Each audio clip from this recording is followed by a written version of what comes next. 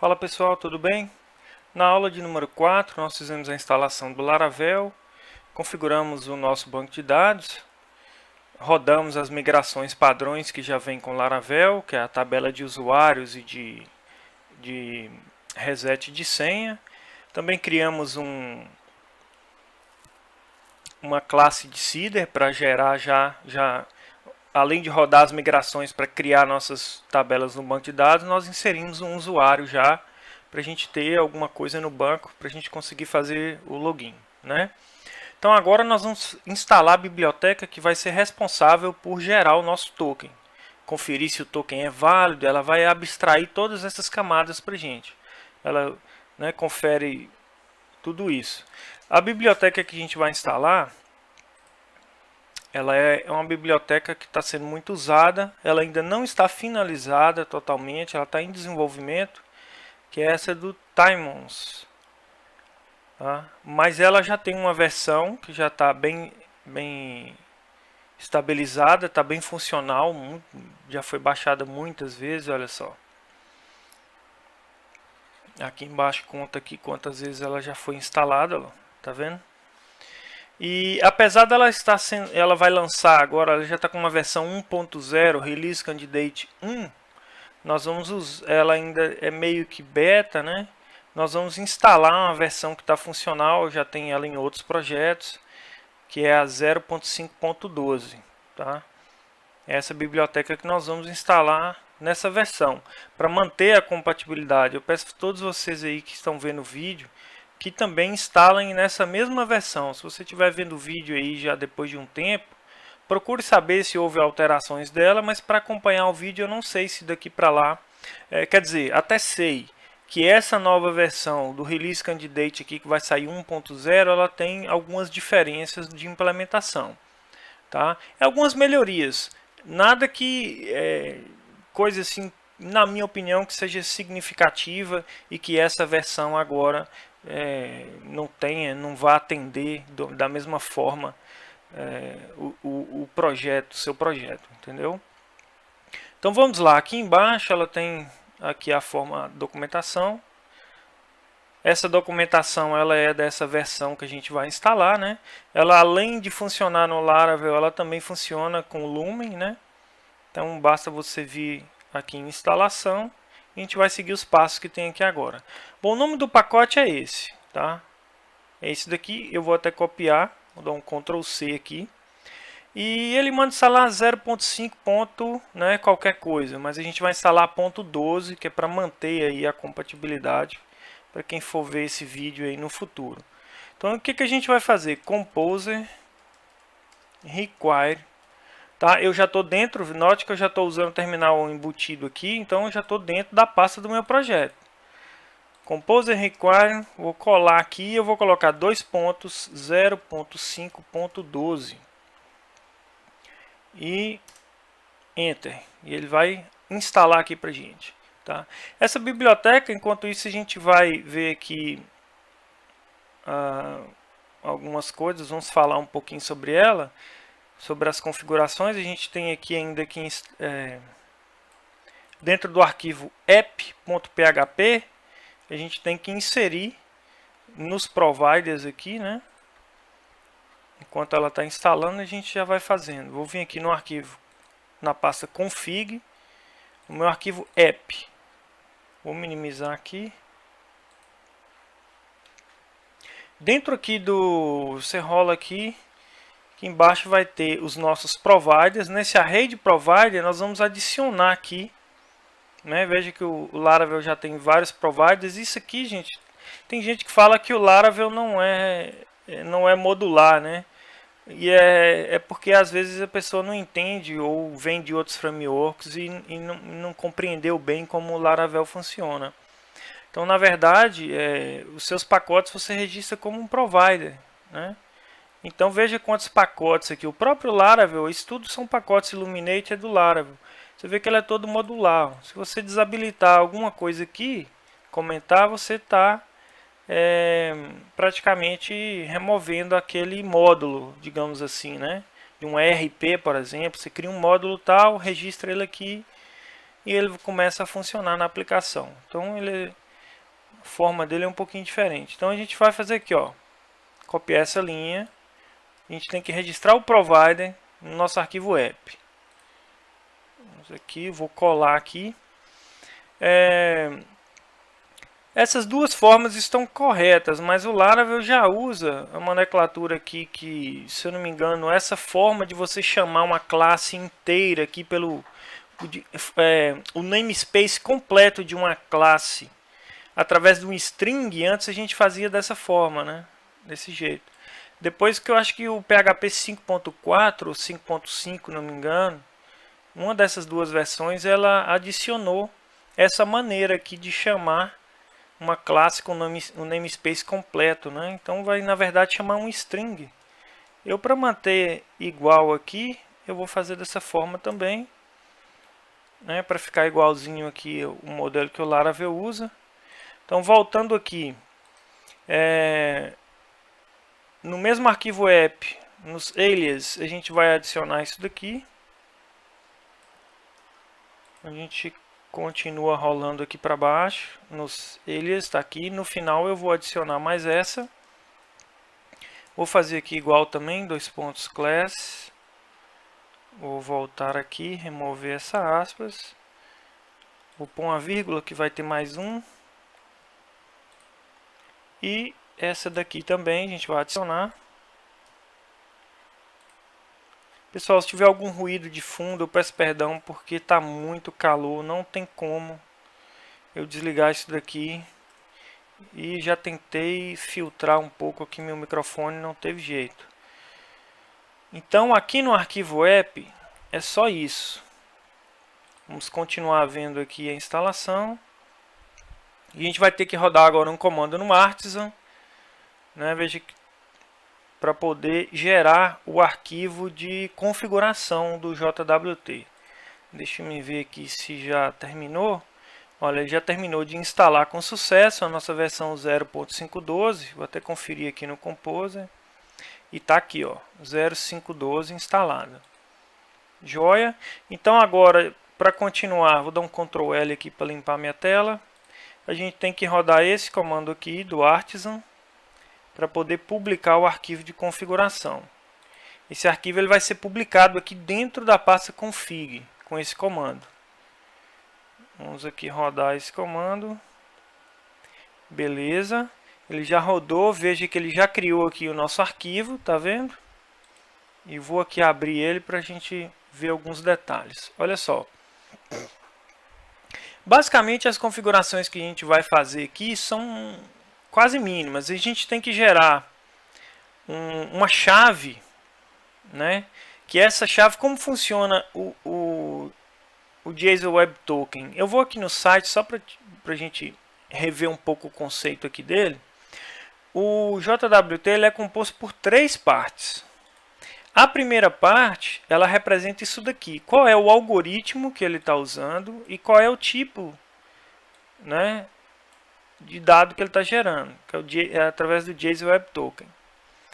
Depois ele tem o payload, que é composto dessa parte aqui, que ele vem com os dados do usuário. Que é esse sub aqui, ele pega um dado que é único, que no nosso caso, e na biblioteca do Timon, ele usa o ID do nosso usuário para fazer a identificação de quem é o dono daquele token. Ele já faz isso automaticamente para a gente, né? E depois ele adiciona as outras coisas aqui, que a gente vai ver mais à frente. A terceira parte do token, ela é composta aqui, olha, a parte mais importante que eu quero falar aqui para vocês é esse secret, tá aqui, ó, que é o que a gente vai configurar aqui agora. O que acontece? Qualquer pessoa pode interceptar esse token e descriptografar. Por quê? Essas informações aqui é isso daqui em base 64.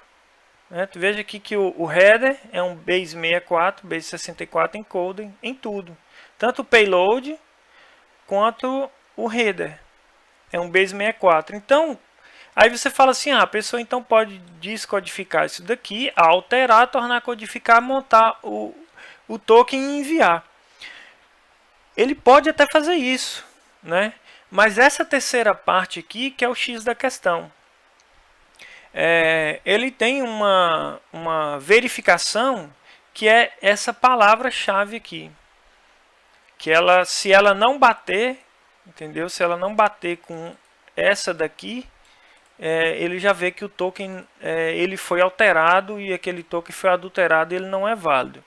Então essa parte que a gente vai configurar aqui é o secret, né? Ele vem, tá vendo? Já vem até aqui um alerta, um change me, que é para você trocar aqui. Tanto faz você colocar aqui, gerar essa senha aqui, ou gerar no .env. Eu gosto mais de chegar no .env. Vou até dar um Ctrl C aqui, porque o nome dessa chave tem que ser igual. Eu gosto de vir no .env e vou adicionar aqui, ó, uma chave para ela. E o último comando aqui da instalação justamente é para gerar essa chave, tá? Ela vai gerar uma chave aleatória para você, vai criar um hash lá. Porém, eu gosto de fazer assim, você pode pegar e gerar essa chave aí, se você quiser, PHP Artisan Generate, você cria aqui no console aí.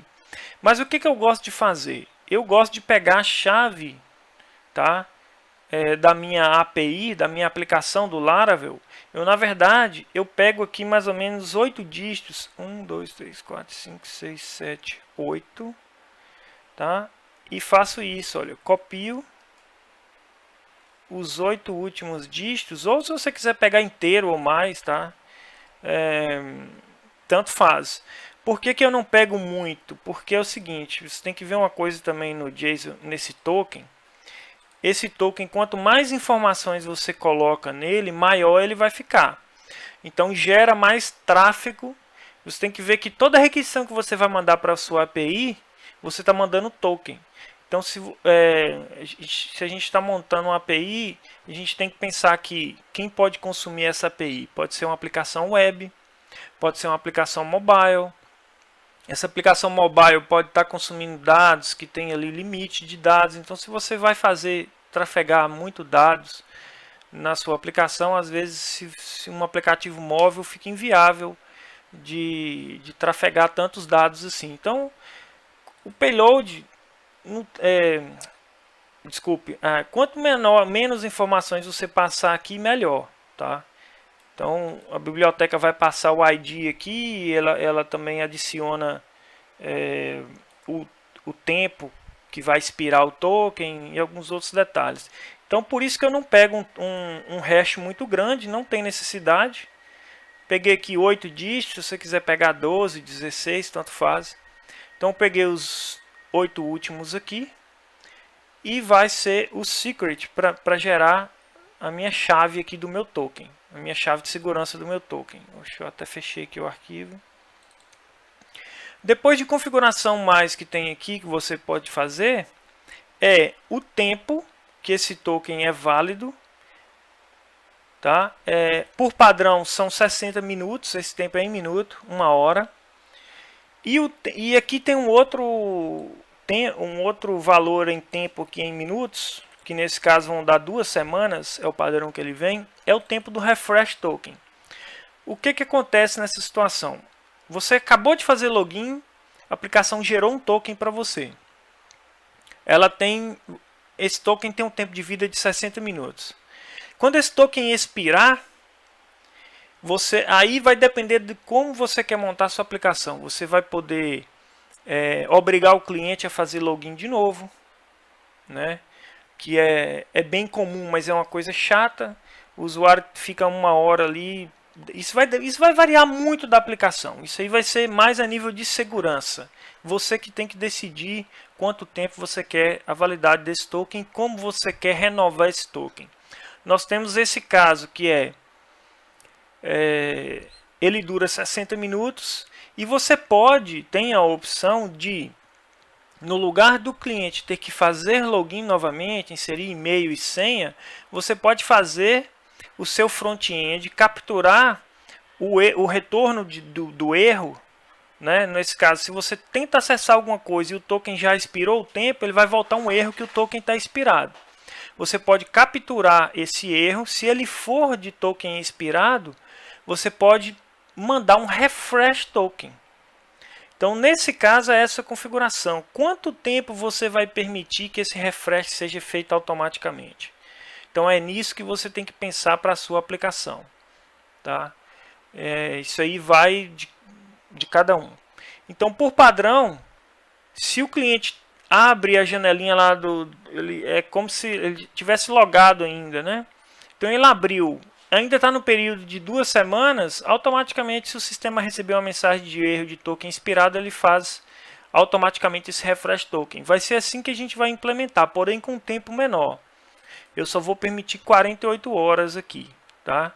Então, o token expirando em 1 hora e o refresh token 48 horas. Se passar 48 horas e o cliente não mexer mais ali, não abrir o site no dia um dia depois ou 2 dias depois, aí sim ele vai ser obrigado a fazer login novamente para receber um novo token. Beleza? Então é basicamente essas configurações que a gente vai fazer. Aqui para baixo não tem necessidade de alteração. Tá vendo que é o tipo do algoritmo aqui que ele gera, que é o mesmo que tem aqui na página, né? O tipo de algoritmo. E aí você pode também dar um pulo aqui na documentação do site aqui e verificar quais são todas essas configurações, né? Que é a próxima aqui, olha, a gente está em instalação, configuração. Ele explica para você todas essas chavezinhas, o que elas fazem e tal, e o que você pode alterar ou não ali, tá bom? Mas basicamente não vou mudar quase nada. Aqui é a model relacionada ao login, o namespace dela. Em alguns casos,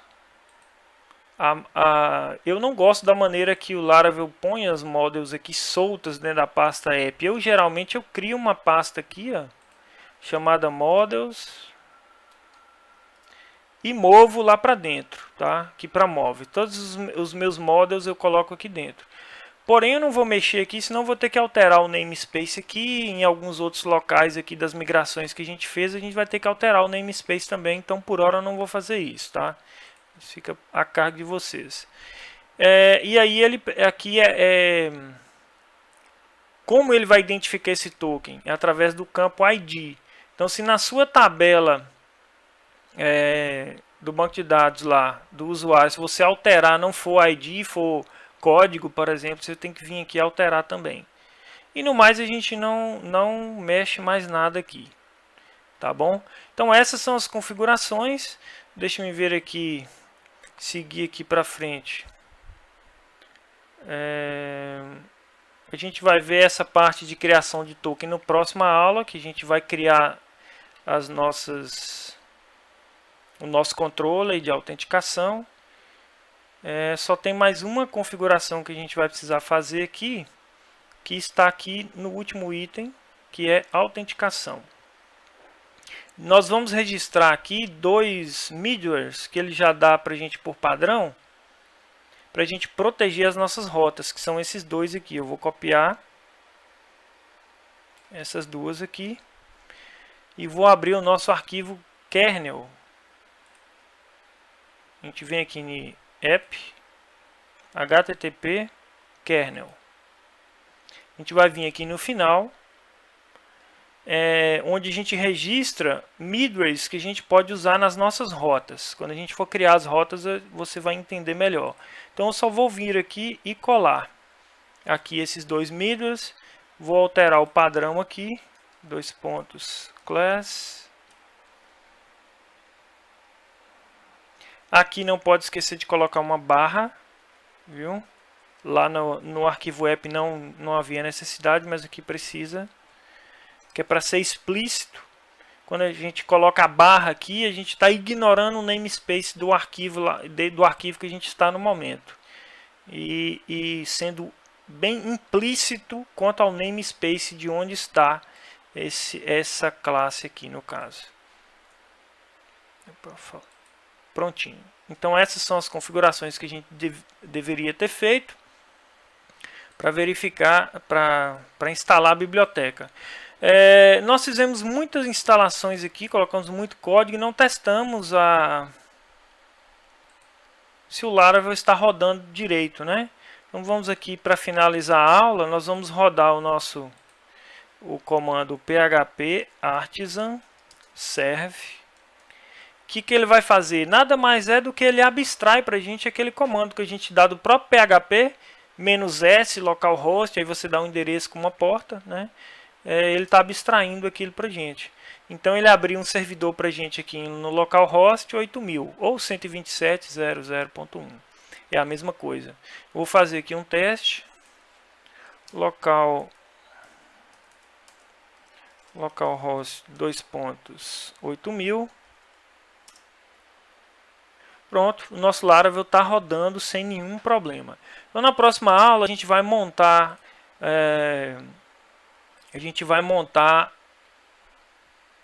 as rotas em questão e vai montar o controller. E aí a gente vai começar a testar, fazer o login e receber nosso token, ver as mensagens de erro que pode ser gerado. Vamos tratar e falar um pouquinho mais sobre a biblioteca, aprender um pouco agora como usá-la.